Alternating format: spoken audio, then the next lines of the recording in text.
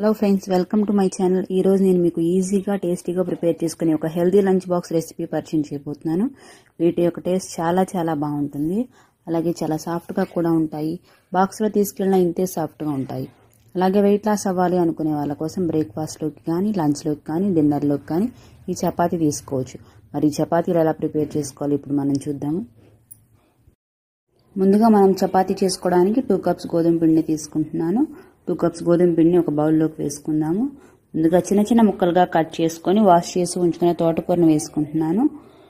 తోటకూరని తినడానికి ఇష్టపడిన వాళ్ళు ఇలా చపాతీలో వేసుకొని చేసుకోవచ్చు. నేనైతే తోటకూర తినను, ఇలా చపాతీలో వేస్తే తింటాను.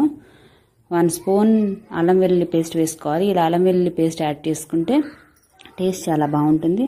మనం తోటకూర వేసుకొని తినడం వల్ల చపాతీలు హెల్త్కి చాలా మంచిది. Next 2 tablespoons salt add చేసుకోవాలి. Next 2 tablespoons oil add చేసుకోవాలి. మనం ఆయిల్ యాడ్ చేసుకుంటే చపాతీ పిండి చేతికి అంటకుండా సాఫ్ట్గా ఉంటుంది. ఇలా ఆయిల్ యాడ్ చేసుకున్న తర్వాత చపాతీ పిండిని కలుపుకోవాలి. ఇలా కలుపుకున్న చపాతీ పిండిలో కొంచెం వాటర్ యాడ్ చేసుకుంటూ పిండిని ముద్దలాగా కలుపుకోవాలి. ముఖ్యంగా డయాబెటిక్ పేషెంట్స్కి తోటకూర చపాతీ చాలా మంచిది. చూడండి, నేను ఇలా వీడియోలో చూపిస్తున్న విధంగా పిండిని చాలా సాఫ్ట్గా కలుపుకోవాలి. సరిపోయినన్ని వాటర్ యాడ్ చేసుకుంటూ పిండిని ముద్దలాగా కలుపుకోవాలి. ఫైనల్గా మనం పిండిని కలిపేసుకున్న తర్వాత పైనుంచి కొంచెం ఆయిల్ పోసుకొని పిండిని ముద్దలాగా చేసుకోవాలి. ఇలా ముద్దలాగా చేసుకున్న పిండిని 15 to 20 మినిట్స్ పక్కన నానబెట్టుకోవాలి. ఇలా పక్కన నానబెట్టుకుని ఉంచుకోవడం వల్ల పిండి మనకి సాఫ్ట్గా ఉంటుంది. చపాతీ కూడా చాలా సాఫ్ట్గా వస్తుంది. పిండిని 15 to 20 మినిట్స్ నానబెట్టేసుకున్నాను. ఇప్పుడు చపాతీ ఎలా ప్రిపేర్ చేసుకోవాలో చూద్దాము. ఇలా నానబెట్టిన పిండిని చిన్న ఉండలుగా చేసుకోవాలి.